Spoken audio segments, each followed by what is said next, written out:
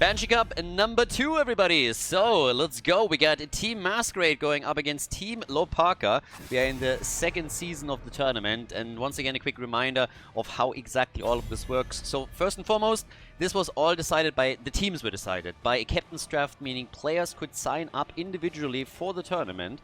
And then the players, we had more than 100 that signed up for the tournament. The players then voted on 8 captains. And those 8 captains drafted their teams out of the player pool. So that comes with a couple of advantages. It mixes things up. It mixes just not only the teams up, but also the power levels of these teams, which can be pretty cool. Comes with a couple of disadvantages, obviously, as well, because the teams are, especially at the beginning of the tournament, not really used to playing with each other. So there will be a couple of mistakes, and the level of play on an individual team might not be quite as high as if they played with people that they usually play in any given team. So just as a bit of a side note there. We also introduced, obviously, bounties. Now, we're currently in the round robin phase, where we have 3 phases in the tournament. Round robin, after that we're going into a group stage, and after that we're going into the finals. The interesting part about this now is that we've also introduced bounties, and we had bounties in Season 1, but we wanted to use Season 1 in particular just to get a bit of feedback, not only from players, but also the audience, and just see what works. Bounties are just incentivizing players to play heroes that normally would not be played, and make it so that there is a chance, you know, for them to play some stuff. That's basically the idea behind it, and that's kind of what we've done with all of that. So just to give you a bit of an idea of that in a moment. I'm actually looking at things here, but yeah, we'll have to give you that in just a second. So the whole idea here with the bounties is that we are having something where the teams, here, there we go, where the teams, you know, can play stuff, but they don't have to. This is not supposed to be meta madness, but you're getting pushed out of your comfort zone. This is something where you can play something to give you some extra money. And in season number 1, we gave everybody that completed bounty a fixed amount of money, and now we adapted the system. Now in season number 2, we still have $2,500 of prize money, thanks to Kevin, Psychiv, Heroes of the Storm, Sugar Daddy, and we've now split that prize pool. We have 1,500 that goes to the top 3 in the tournament, and we have 1,000 that will be split amongst the teams that do bounties. And it will be split according to how many bounties they completed. So each team can only complete one of these bounties 1 time. And so you can't farm the same bounty over and over and over again. But that ends up with you getting a ticket. And the more bounties you complete, the more tickets obviously you have. And you will get a share according to how many bounties you completed at the end of the tournament. So if there's only a few teams that have completed a bounty, the incentive is much, much higher now for you to still pick one of those and complete it, because it means that you are getting a whole lot more money. So that's the whole idea behind this, and it's always just an incentive. It's optional. Teams don't have to do it. If you just want to fight for the top 3 and for the prize money there, you can do that. But if you want to play for a bounty, you obviously now have the option to pull that off. So in game number 1 of our best of 3 series, we're starting with Battlefield of Eternity. We got Genji, Anduin is banned, so no light bomb combo that we're getting. I already have my eyes a bit on Commander Rex for later on in the series, because what we've seen from him quite a lot is his Vala play. And I absolutely love it. His Vala performance has been stellar every single time. Even if the team wasn't able to win, he still crushed it. So I want to see if he's trying to bust that out later on in the series. For now, we have him on Genji. We got Hanzo, so the damage sides are definitely set. And now we got Muradin and Hogga over on the right side of the map. And we'll see what exactly they're going to add in regards to damage. I mean, they still need something.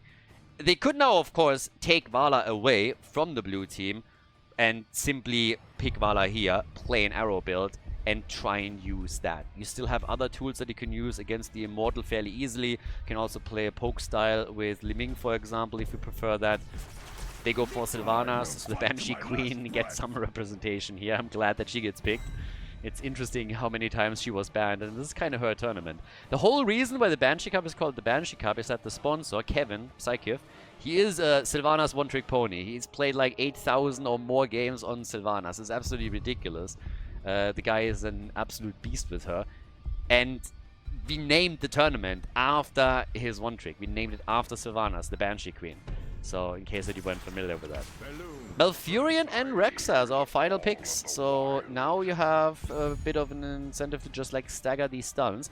Get a Nubarak going and get a stun chain then with Misha. Put Malfurion in with a quick root on the ground. And Greymane together with Sylvanas. Great to take structures out whenever you are winning a fight against the opponent's team. Great with an Immortal, of course, as well. And with that, we're heading into game number 1. So off we go, guys. Team Hlopaka against Team Mascarade. Game number 1 on the left in blue. Mascarade, the captain for the blue team, is playing Genji. We have Commander Rex on Hansel this time. Mopsio on Inubarak, Valar on Malfurion, and Yasu is playing Rexa.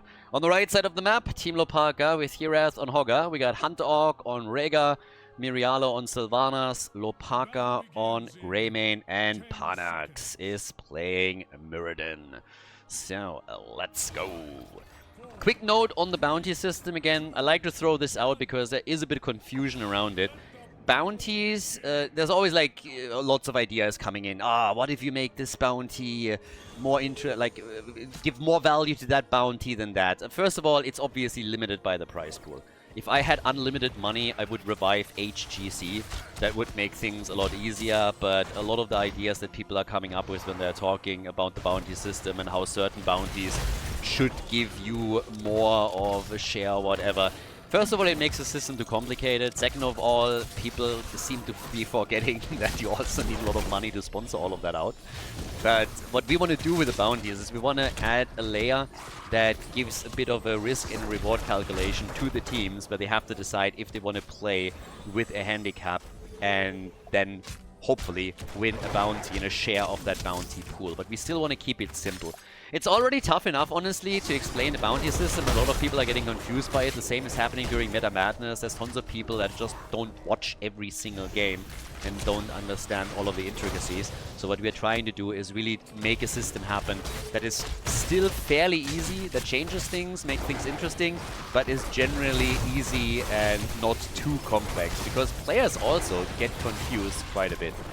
And, well, in this case, I think the blue team was a little bit confused. They didn't realize that this camp was taken up at the top.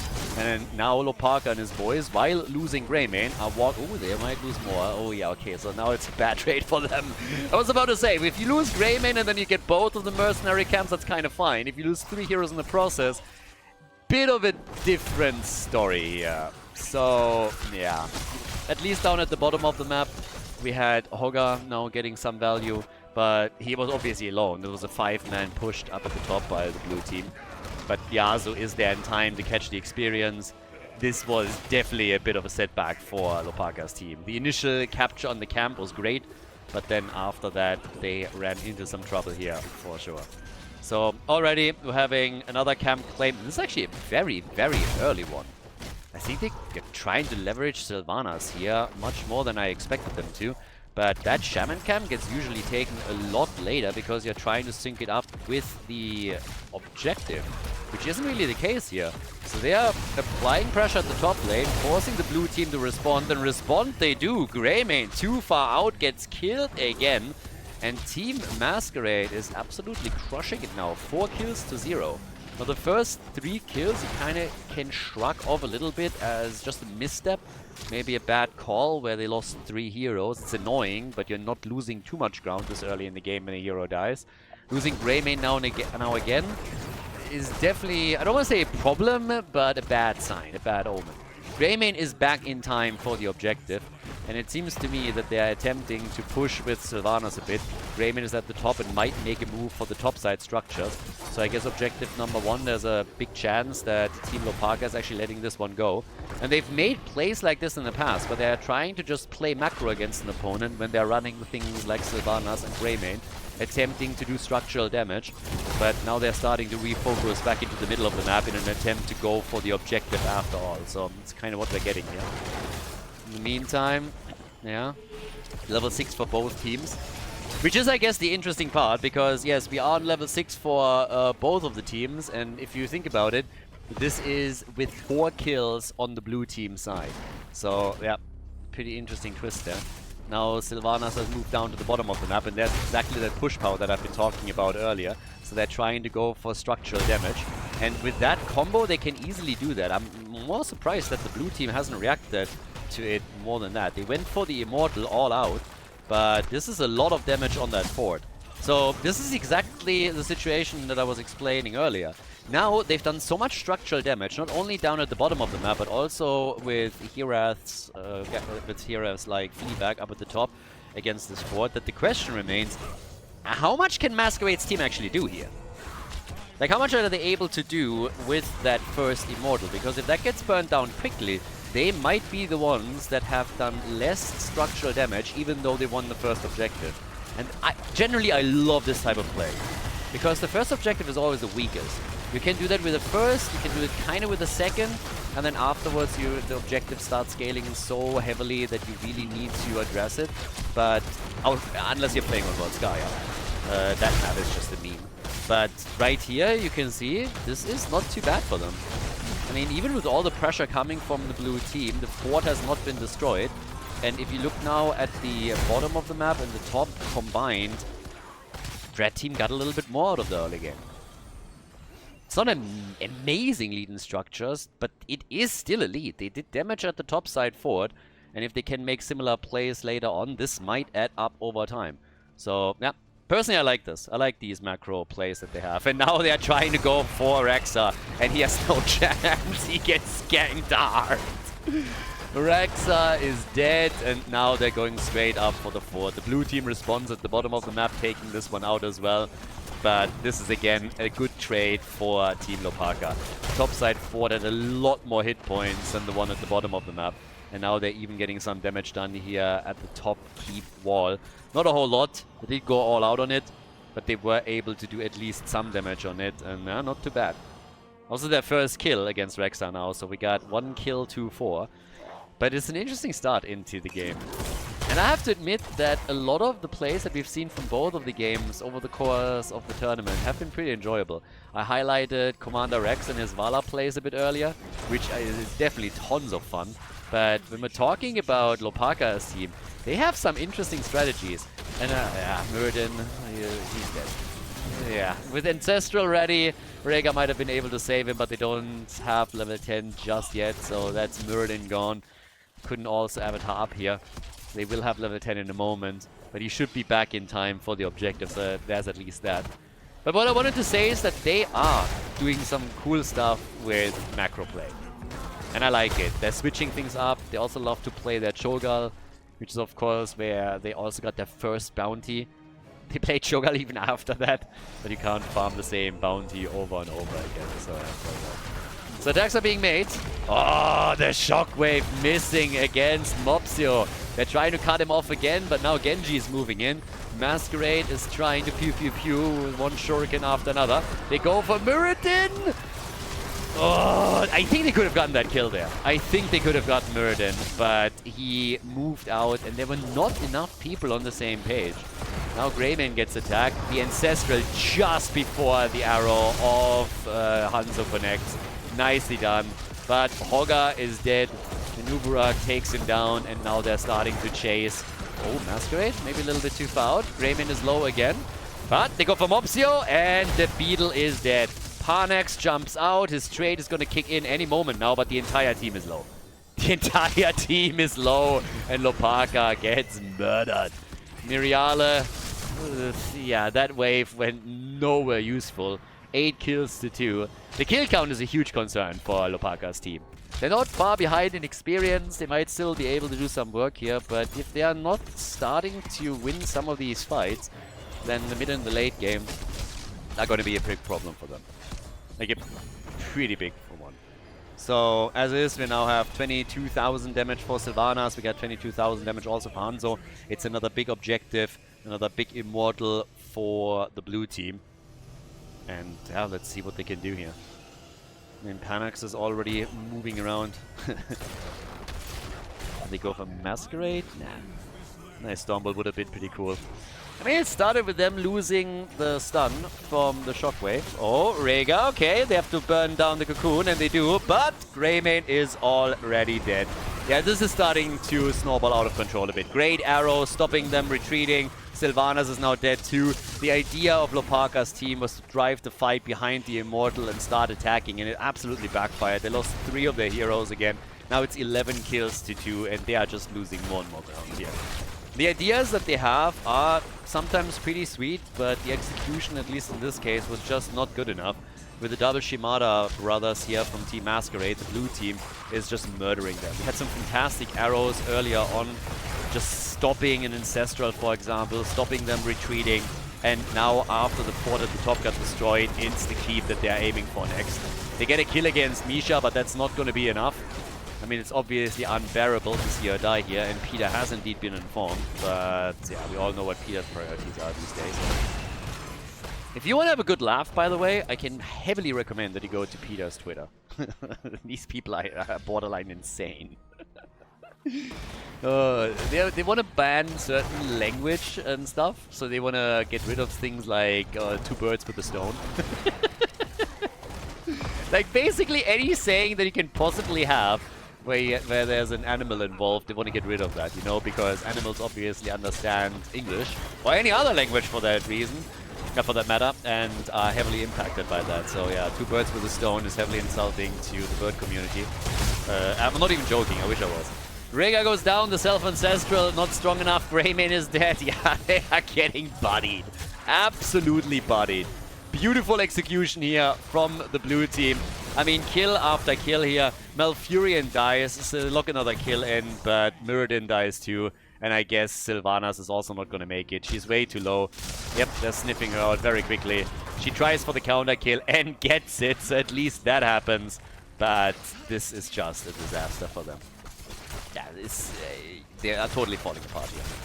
It was a nice attempt. The idea to play macro was pretty cool, but it's not really working for them. They are now 2 levels behind. Level 16 is kicking in any moment, and that also coincides with the next Immortal spawning, which will of course very likely go over to the blue team again, meaning that they haven't lost a single objective yet in this game. It's map number 1, so there's still a lot that can happen as we're going into map number 2, map number 3. But I would be more than a bit shocked if the red team can somehow turn this around. Now, to be fair, we have seen crazy comebacks. We definitely did. We had, I think it was in Playday number 2, it might have been Playday number 3, a game where the team was just pushing the entire time. Wasn't able to get a big enough lead around level 20, and then all of a sudden they lost the team fight and the opponent crossed the map and finished it. So yeah, you have to really capitalize on your advantages or you might get punished in the late game. But I highly doubt that Team Hlopaka is ever going to get to that late game, specifically now, when Hogga is dead again, Rhaegar gets murdered, Greymane is gone, and it is just an absolute disaster. Mascarade and his boys, they're going through Team Hlopaka like hot butter through cheese. Absolutely no chance. Full 5-man team wipe, that's the second one. And they're just sitting there thinking like, do we go for the Immortal? Do we go for the Keep? Like, what are we attacking? So, it's a bit rough. It's definitely a bit rough here. I mean, at this point, we have 21 kills against 4. We got 17 against 15. We got 42,000 damage from Genji, 37,000 from Sylvanas. They're getting another big Immortal. And I would be more than a little bit surprised if they didn't take at least a keep down with this. Maybe more. There's like half a level until we have Team Hlopaka with level 16 talents. I mean, maybe it's all a ruse, and they just want to make sure that Team Mascarade, you know, gets a little bit cocky and thinks they're winning the game. And I can guarantee you they're thinking exactly that. So the plan is working for Team Hlopaka. Make them believe they're winning, and then when we hit level 16, take all their hope away, kill them, demoralize them, and finish it. If that's the plan, then we are in for an absolute treat any second now. But yeah, they need level 16. That shockwave goes nowhere. Hirath, he's been partying yesterday. He's still drunk. Somebody needs to give him some electrolytes because my man needs a coffee or something. Give him anything. I don't really care, but he's not quite there yet. Maybe game number 2 we're gonna get it. Misha is gone. So is the Keep. Keep destroyed. Topside pushes. And now they're of course going to try and go for the core. But level 16 is ready. And the comeback is going to happen any second now. Any moment. Okay, maybe not. They go for Burden. They're trying to take him out too. Yep, that's the end. Well, that's the end of the Nubarak. Guys, if they're actually winning the game now, then I'm going to call myself a prophet from here on out, start a cult, and make a bazillion esports dollars and revive HTC. I mean, seriously. If my prediction here is now coming true, then whew, that's some prophetic energy right there. 23 kills to 7, so at least they stopped the well, did they really stop the push? They stopped the core from falling. That's 71%, but it hasn't been destroyed. So, yeah. Anyways, 30 kills in total, so 2 kills per minute in this game.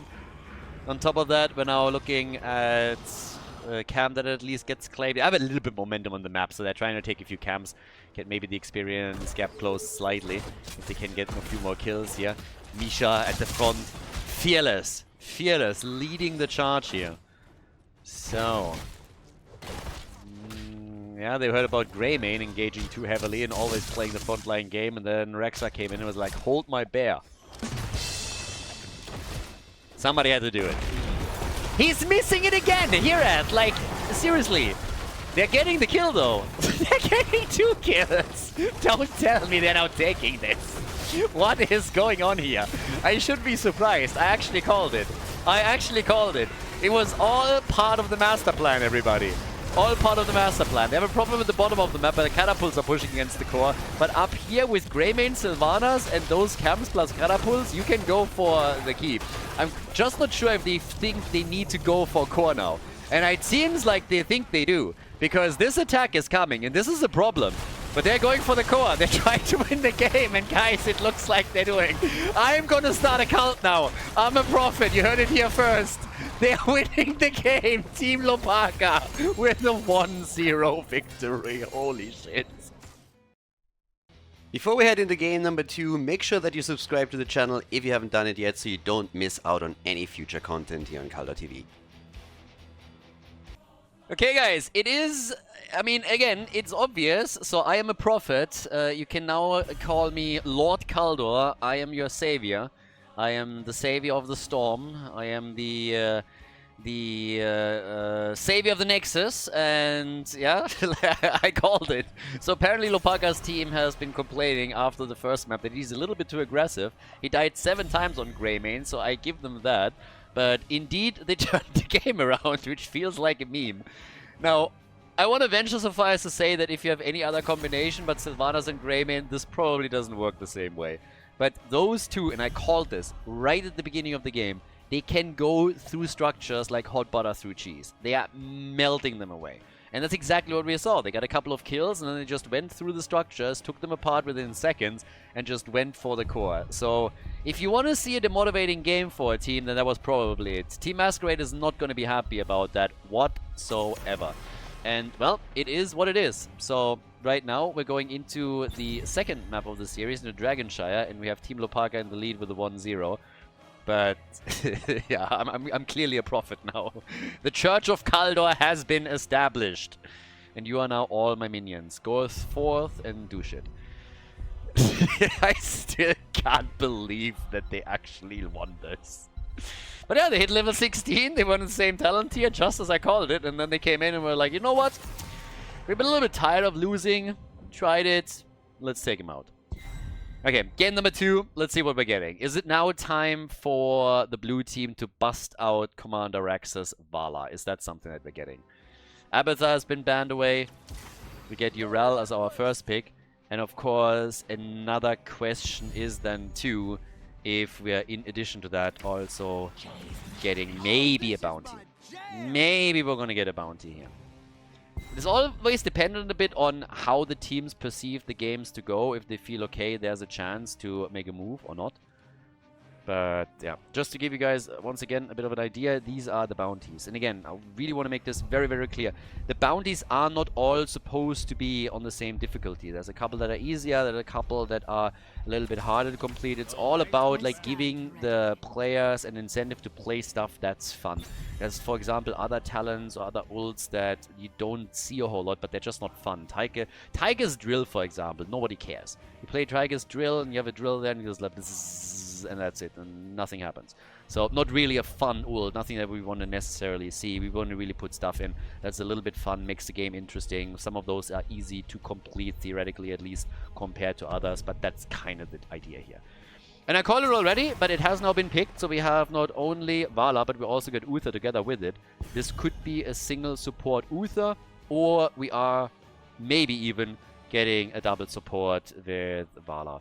Either way, Commander Rex has been playing, I said it earlier, Vala a lot for the team, and his Vala performance is always pretty strong. And yeah, I can see teams ban Vala out against him. I mean, again, he has been crushing it with that. Now, we have Hammer banned out. They're banning also Stukov, so no stun follow-ups, no matter what they're doing there at the front. And yeah, I shouldn't be surprised that Vala gets picked here. I mean, honestly, I'm play acting a little bit. As we just established, my prophetic abilities are pretty strong, so I can see the future. And I know that Vala gets picked, but I'm acting like I'm not 100% certain just to make it more interesting for you. If I would tell you the outcome of every single game, you wouldn't watch any of this. So, yeah. The Church of Khaldor, it's like the first commandment. Don't tell the plebeians, don't tell the bronzies how the games end. I still cannot believe that they won this first map. Johanna and Anduin. Okay, so we got Jojo, we got the double supports, we have Uther and Anduin. Team Blondie is basically trying to take care of Vala. And on the other side we got Garrosh, Gul'dan and Hlopaka now as the last pick. He went a little bit ham with Greymane, died 7 times. So his team was like, dude, could you tune it down just a little bit? Let's see if he can. They still need a bit more damage. Gul'dan alone is not going to cut it for them here in Dragonshire. So what is Hlopaka going to play? It's the birdie, it's false stab. So, ladies, let's go. Game number 2, we're in Dragonshire, Team Mascarade against Team Hlopaka. Game number 2 in the best of 3 series, and I can guarantee you that the blue team is not really happy with the score. Team Mascarade has to win this map if they want to force the third one and have a chance to win the series. Over on the left, we got Mopsio on Johanna. We have Mascarade right now with Anduin. Mascarade and Anduin is actually kind of interesting. It's kind of funny. Vala is playing Uther, Commander Rex with auto attack Vala as already predicted and expected. And we have Yasuo on Urel to round out the draft. Whereas over on the right side, we got Hlopaka on Falstad, Parnax on Garrosh, Miriala on Gul'dan going for the Saki build. Hunter Org on Lucio, and Hirath is playing Dehaka. Should survive a little bit longer. Dehaka is definitely somebody that can survive much, much longer than that. So they decided... sorry, my bad. It's Hirath on Dehaka. Hlopaka is still on Falstad, so yeah, he's still a bit squishy. They try to go for Vala here. They know, of course, about the power of Commander Rex, who's already starting to stack it up a little bit and starts to turn everybody into a pincushion. So, can he win the game for them? That's the big question. I mean, all eyes on Vala on this one. Normally, that's already the case whenever Vala gets played with an auto attack style, specifically when she is the hyper carry for the team and has 2 supports behind her. But it's even more so the case whenever Masquerade's team plays her, and Commander Rex is doing exactly what he usually does. He's all out there and he's just like, alright guys, let's get those auto attacks in, let's work it, baby. So the little cowgirl in pink is already starting to make some sweet moves, rotating between the mid and the bot lane in an attempt to get more attacks in against the opponent and get that level 1 talent going. Now, obviously, if you're going into the Gambit talent, it's all about the attack speed. You want to sync that with your level 16 talent with Manticore. That attack speed is pretty sweet when you get to that point, and that's why the red team is going to put a bit of a bounty for themselves on. They are going to try and use it against her, try and shut her down. Now, down at the bottom of the map, we're still having the first shrines up. So it's a little bit of a ring around rosy play now as everybody's trying to go for the shrine. But up at the top, We got already one locked in. I don't think that we're going to get a super early Dragon Knight here. It would be kind of funny. I mean, sometimes you can sneak it in. And in this case, they might be able to... Nah, not quite. Mascarade is already sitting tight there. Yasuo is trying to interrupt. And yeah, they're getting it. They're getting it. That's the Dragon Knight. Dragon Knight gets locked in. Blue team was busy on the mercenary camp and took it. Whereas the red team said, okay, we're not going for the camp, but we're going to go for the mega early Dragon Knight. We have control over both of the shrines. You can't do a whole lot with it. The first Dragon Knight normally doesn't get you insane value. You're most likely just going to get a wall here, trying to play around with your Dragon's Breath a bit. And he's actually sacrificing it pretty quickly on the one hand, YOLOing into the towers, but he's getting nice value. It's not too bad. That's actually pretty good. Taking the entire wall down more or less is pretty sweet for the first Dragon Knight. And they also were able to do damage in the middle of the map because the defenders were moving to meet the Dragon Knight at the bottom of the map. So that's in total, if he gets another Dragon's Breath, yeah, okay, he doesn't hit the other tower, but that's 2 walls more or less destroyed. So, nicely done. Early DK for them, and that did some work. I like it. Now, obviously, getting the Dragon Knight also means that Vala is a nice target that she can use to get herself a few more stacks, and she's sitting at 33. Which is definitely not too bad. Down to the bottom of the map, it seems like after they took the first mercenary camps, they're now interested in potentially grabbing another one. Gul'dan has continued with his life drain build, going into health funnel as his level 4 choice. Ezio sitting there in the middle with Johanna, and Falstad gets saved. Pardax essentially after game number 1 said like, alright guys, I need to pick a hero. Can he get a kill? Yes! Vala gone! First Gambit stack is removed, and they're taking Mascarade down as well. This is starting to get really bad for Team Mascarade. They already didn't have a good run this season, but boy oh boy, now they are suffering a lot in this situation as well. I mean, Team Hlopaka, the win in game number 1 came basically out of nowhere. I mean, I knew about it, that's why I called it, but still. Trying to keep the suspense up a little bit. So they were able to win it, but now just look at this. 3 kills to 0. On top of that, we're having Vala losing some of her Gambit advantages. We're getting more drain now with the Curse's Exhaustion here from Gul'dan. And all the way up at the top as they're starting to push in for the next wall. They're trying to take the last outer wall on those forts out as the bot lane pushes once again. And with Lucio now also moving in here, they're really trying to go for Yasuo. Not sure if they can really take Urel down, I doubt it, but they can at least take that wall apart because there's no help coming. Only Anduin. And he doesn't count, we all know that. So, yep, Anduin is here, like, hey, I can throw some light. And Urel's just like, dude, just be quiet, just go. Go away, go away. So, that's all the walls destroyed. Parnax's a bit low. Might fall. Nah, we can't kill him. We're close though. We're trying to get it with Jojo here towards the end and with the shield glare, but that didn't work. Now they're going for Urel, and this time Yasuo actually goes down, so they're absolutely swarming. It's really cool calls from Team Hlopaka. They're doing a great job here. They're putting pressure onto the fort, are trying to take the first one out already, and there's just nobody coming. Nobody is even starting to move towards the top. Instead, what the blue team is attempting to do is go for a bit of counter pressure. They've abandoned the top lane, essentially. Falstad is flying immediately down here. They have level 10. Tries to get the angle, and Mascarade is cut off from the rest of the team. They should be able to get him here. Anduin is low, and at this point, I think we can call him Anduina. So yeah, Anduina has been destroyed. Level 10 is in, and they are just so far ahead here already. Vala died once, but still counts. Now, they are going for another Dragon Knight, and they're grabbing it. One of the problems when you're losing a fort on an auxiliary lane this early in the game is also that it's much harder for you to hold the shrine on that lane if your opponent still has a fountain, still has a fort, and can use that as a retreat point. So already an advantage to the top lane alone for Team Hlopaka now. And they are pushing with Dragon Knight number 2. Just as we have Team Mascarade with finally the level 10 abilities. Vala got a butt kicked a little bit by the Dragon Knight. 62 stacks, and boom. Gets cleansed out here, nice. And works in a few more stacks. Sitting at 70 by now. It's not too bad. And yep, there we go. Bottom of the map, the attack is coming.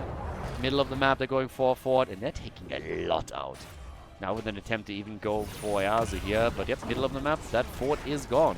So, job well done. Vala gets kicked around again. Essentially, one of the main reasons why he's kicking Vala all the time too is he wants to make sure that it's much, much harder for Vala to get stacks. Against an objective like the Dragonite, it's fairly easy to work your auto attacks in. So you are trying to just keep her away from it as much as you possibly can so that she doesn't get free stacks off of her. Now, with 2 forts destroyed and a double global that they're running here with Falstad and Hlopaka, map control should, I mean, be heavily in their hands here. This should be something that they can now do throughout the entirety of this game. And off we go once again. Commander X getting attacked over here. They're trying for another kill, but they take Uther down instead. Uther eliminated, and Vala dies too. Alright, there it is. Vala and Uther both destroyed. They're taking down Anduin, and damn, they are farming them right now. That's another fort that falls right here. And it is disastrous for Team Mascarade. Losing game number 1 the way they did definitely wasn't a good feeling whatsoever. And now what's happening is them just crushing it here with the bottom fort, the bottom keep losing its wall already. And yeah, it's a disaster right now. Absolute disaster for them. They're losing so much ground. It's 9 kills to 0. They haven't even gotten a single kill yet. That's what we're talking about here. It's absolutely bonkers, honestly. All the way up at the top, we now got Mopsio and Yasuo still trying to somehow hold the lane, the experience. But the game is disastrous for them. Now we got... look at the damage. 23,000 for Gul'dan, 21,000 for Falstad. Now look at the top damage on the blue team side. It's Jojo with 9,000. Vala is behind in damage against Johanna. That's how bad this is right now. They need her to scale. They need her to really absolutely scale like crazy, or this is going to be a total disaster for them. I mean, a comeback here, they need it. They really need it. If they lose now, this would just be horrible. 0-2 in this best of 3 series, and honestly, they're getting closer and closer to exactly that outcome. So yeah, situation is a bit bonkers. But here comes the attack. Light Bomb does not do anything for them. Yep, nothing at this point, and the attack is coming. The Dragonite has in the meantime been taken by Falstad in the middle of the map. So that's another setback for Team Mascarade. They have the level 13 talent, but it's just not amounting to anything. No kill at the bot lane for the blue team. Urel is now in the middle trying to deal with the Dragonite. They're still starting to push a bit down at the bottom of the map, but it's just not going to be enough. 16 is close, super close for Team Hlopaka, and they are murdering it here. They're absolutely crushing it. Yeah, absolutely big. So, yeah, as is, again, Vala has been highly successful for Team Mascarade, but Team Hlopaka has played exceptionally well around that. And in this game, she hasn't done enough yet. She gets the second quest reward on level 1 completed, but the goal is always to get her to level 16, and Team Hlopaka had them in a chokehold, basically starting in the early mid-game already. So now it's just slow poke against the keep. The Bridge of Death up at the top, controlled by Johanna as she's trying to take catapults and the mercenary camps out. But the pressure play at the bottom of the map continues with a level 16 talent advantage for the red team. They want the 2-0 victory here. They don't want to go to map number 3. They want to end it right here, lock in another win, get that position in the standings to make their group stage so much easier and ensure that they're having a shot at winning this tournament, or at least getting into the final phase. Johanna gets killed. Nicely done. Good drain from Gul'dan. So many ults still available for them as well, which they could use if the need arises. But with the keep taken out, them getting the siege shine, they're going to try and siege now up down at the bottom of the map to damage a second keep and maybe take him out as well. So yeah, that is just nasty. Damage output, Vala is slowly getting there, obviously, as you would expect, but she's still struggling. Commander Rex doesn't have the freedom that he usually has, gets killed by Gul'dan, Uther is dead, and that is it. That is game. I mean, even if they hold the core for a bit longer, I don't see this going anywhere. They would need kills right now. They have only 3 defenders. The bottom keep is going to fall 100%. That's 2 keeps gone, on the single fort destroyed. And again, not a single kill. Team Mascarade hasn't gotten a single kill in this game yet. Not one. Falstad flies, Falstad gusts, and Urel dies. So does Anduina, and that is all she wrote. They're trying to go for Mopsio. They take him down. That's a 5-man team wipe, and it is the end of Team Mascarade. 0 kills, 0 maps. They lose the series. Vala gets murdered again, and a glorious victory for Team Hlopaka. And Playday number 7, who absolutely crushed this series. What an insane match, specifically game number 1. GG, well played.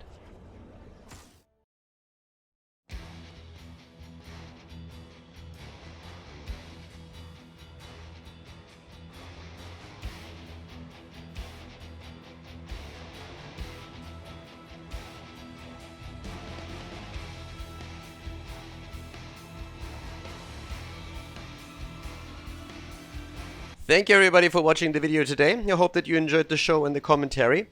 And keep in mind that the spoiler protection that is going to run for the rest of the video is made possible by all the support on patreon.com. So guys, if you want to support my work, if you want to help me start new projects and keep the spoiler protection in place, please consider heading over to patreon.com/Khaldor. There's also a link in the YouTube description, and check that out. Thanks in advance, and see you guys next time with more esports coverage here on Khaldor TV. Have a great day.